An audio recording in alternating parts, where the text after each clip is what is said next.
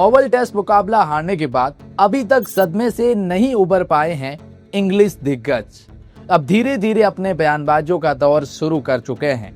जो भारत के हार की प्रेडिक्शंस कर रहे थे, जो जश्न मनाने की तैयारी कर रहे थे, जो मान चुके थे कि मुकाबला हम जीत चुके हैं, लेकिन वो मुकाबला हारने के बाद अब उनके सुर बदल चुके हैं और अब धीरे धीरे अपनी भड़ास निकाल रहे हैं। अपनी टीम को लेकर बातें कर रहे हैं, भारत को लेकर बातें कर रहे हैं। लेकिन वहीं ऑस्ट्रेलियन दिग्गज ने इंग्लैंड को जमकर फटकार लगाई और कहा है कि बेसबॉल के नाम पर कुछ भी है, बेसबॉल के नाम पर आप ये तो नहीं कर सकते।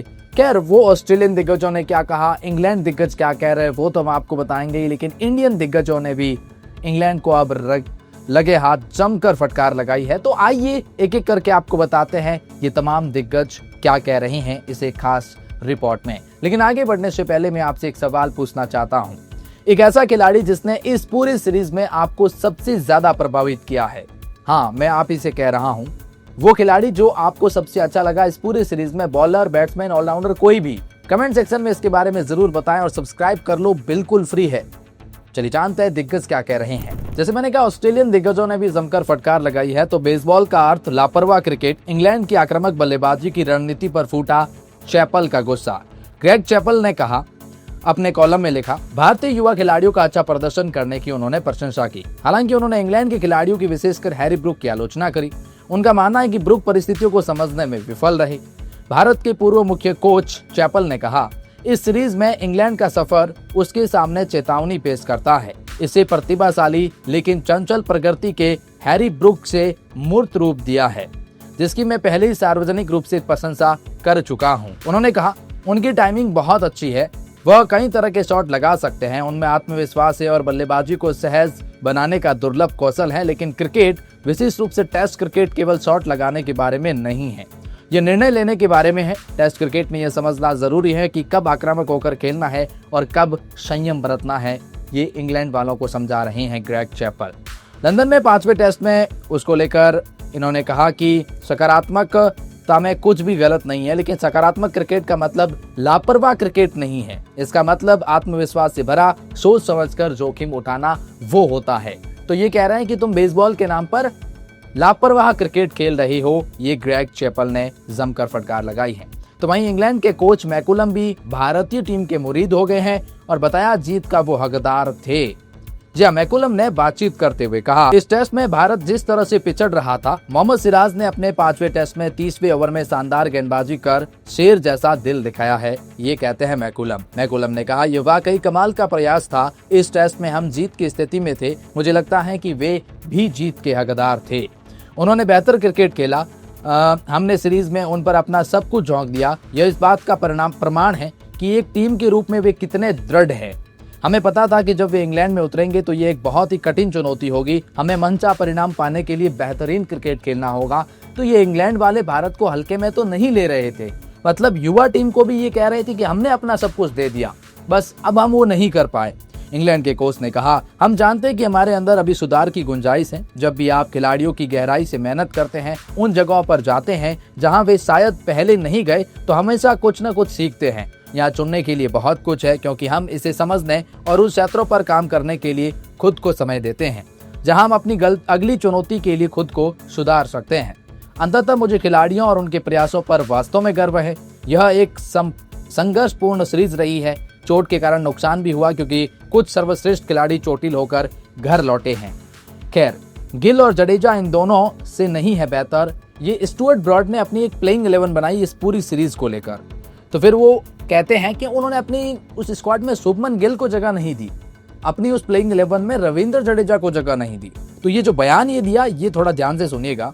स्टुअर्ट ब्रॉड ने अपने पोस्ट अकाउंट पर बताया कि आखिर क्यों उनकी प्लेइंग 11 में गिल और जडेजा नहीं है।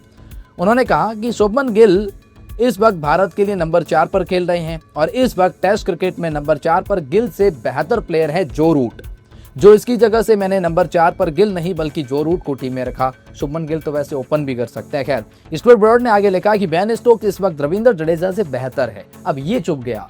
ये कहते हैं कि बेन स्टोक्स जडेजा से बेहतर है। खासतौर पर गेंदबाजी की बात करें तो स्टोक्स जडेजा से काफी आगे दिखते हैं और इसकी वजह से मैंने जडेजा को अपनी प्लेइंग 11 में शामिल नहीं किया, ये ब्रॉड ने साफ किया है। स्टुअर्ट ब्रॉड ने आगे लिखा, बेन स्टोक्स तो कहने का मतलब है कि यार स्टुअर्ट ब्रॉड कौन सा नशा करके बैठे हैं।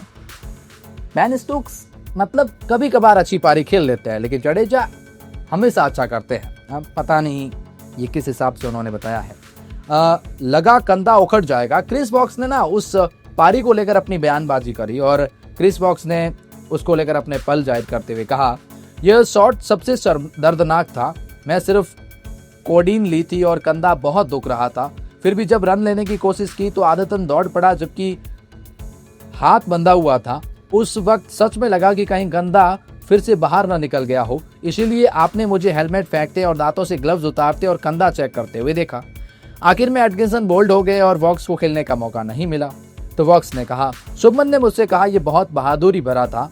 मैंने उसे जवाब दिया, तुम्हारी सीरीज शानदार रही है, बहुत अच्छा खेला और तुम्हारी टीम को भी क्रेडिट मिलना चाहिए। ये क्रिस वॉक्स ने कहा कि भाई आप लोग अच्छा खेले हैं। भारतीय क्रिकेट नहीं रुकता। गांगुली ने क्यों टीम इंडिया के युवा खिलाड़ियों की तारीफ करी? गांगुली कहते हैं कि भारत ने इंग्लैंड में शानदार प्रदर्शन किया है। मैनचेस्टर टेस्ट की दूसरी पारी में उनका स्कोर 0-2 था। उन्होंने ये मैच ड्रॉ कराया। उसके बाद ओवल में सीरीज बराबर करना एक बेहतरीन प्रदर्शन का संकेत है। यह एक युवा टीम है और शुभमन गिल और गौतम गंभीर को बधाई। मैं इस टीम को इंग्लैंड के साथ गए थे और फिर टीम ने बहुत शानदार प्रदर्शन किया। वो आगे कहते हैं, मुझे नहीं लगता कि 2002 या 2007 के बाद से भारत के टॉप 6 बल्लेबाजों ने इंग्लैंड में लगातार इतना शानदार प्रदर्शन किया हो। चाहे वो के राहुल हो, गिल हो, यशस्वी जायसवाल हो, ऋषभ पंत, जडेजा, वॉशिंगटन सुंदर, उन्होंने पूरे 5 टेस्ट मैचों में लगातार इतनी अच्छी बल्लेबाजी की जिसे देखकर दिल खुश हो गया है। ये कहते हैं जी हाँ सौरव गांगुली। आगे कहते हैं, भारतीय क्रिकेट किसी के लिए नहीं रुकता है। यहाँ बहुत प्रतिभा है। देखिए इन सभी युवा खिलाड़ियों ने किस तरह से बल्लेबाजी की, लाजवाब। भारतीय क्रिकेट ऐसा ही है। जब सुनील गावस्कर गए तो सचिन तेंदुलकर आए, राहुल द्रविड़, वीरेंद्र सहवाग, वीवीएस लक्ष्मण। ये जब गए तो विराट कोहली उभरे और कोहली गए तो यशस्वी जायसवाल, ऋषभ पंत, गिल उभरे। भारतीय क्रिकेट में इतनी प्रतिभा है और ये बढ़ती ही रहेगी। हमारे पास एक जबरदस्त सिस्टम है जहां घरेलू क्रिकेट बहुत मजबूत है। आईपीएल भी ऐसा ही मंच है। हमारे पास ए टीम और अंडर 19 की टीमें भी है। देखो बात यहाँ पर यह है ना कि रवि अश्विन इस बात से नाराज है क्योंकि बेन स्टोक्स से सवाल पूछा गया था कि ऋषभ पंत चोटिल है और उनकी जगह पर किसी और खिलाड़ी को शामिल करने की बात करी जा रही है। मतलब रिजर्व प्लेयर जो होता है वो उनकी जगह खेल ले अगर इंजरी होती है। तो फिर बेन स्टोक्स ने मजाक में वो बात टाल दी थी। लेकिन जब बेन स्टोक्स के साथ क्या हुआ कि वो जो आखिरी टेस्ट मुकाबला था, क्रिस वॉक्स चोटिल हो गए, तो अश्विन ने कहा जब स्टोक्स ने चोटिल प्लेयर की जगह मैच के दौरान किसी अन्य खिलाड़ी को प्लेइंग 11 में शामिल करने के बारे में पूछा गया तो उन्होंने इसे हल्के में लिया। और मैं स्टोक्स के खेल का काफी बड़ा प्रशंसक हूँ, लेकिन उन्हें इस सवाल का जवाब थोड़ा सोच समझ कर देना चाहिए था, क्योंकि आप जो बोते हैं वही काटते हैं। अपने विचारों को रखने के लिए स्वतंत्र हैं, लेकिन आप इस तरह से विचारों का मजाक या बेतुका कहकर नहीं टाल सकते हैं। यही रविचंद्रन अश्विन ने कहा कि जैसा बोओगे वैसा काटोगे। आपने ऋषभ पंत के रिप्लेसमेंट का समर्थन नहीं किया तो फिर क्रिस वॉक्स के रिप्लेसमेंट का तो सवाल ही नहीं उठता। तो जो आपने बोया वो आपने काटा है। वेल इन सब के बारे में आपकी क्या राय है और आप क्या सोचते हैं, कमेंट सेक्शन में जरूर बताएं।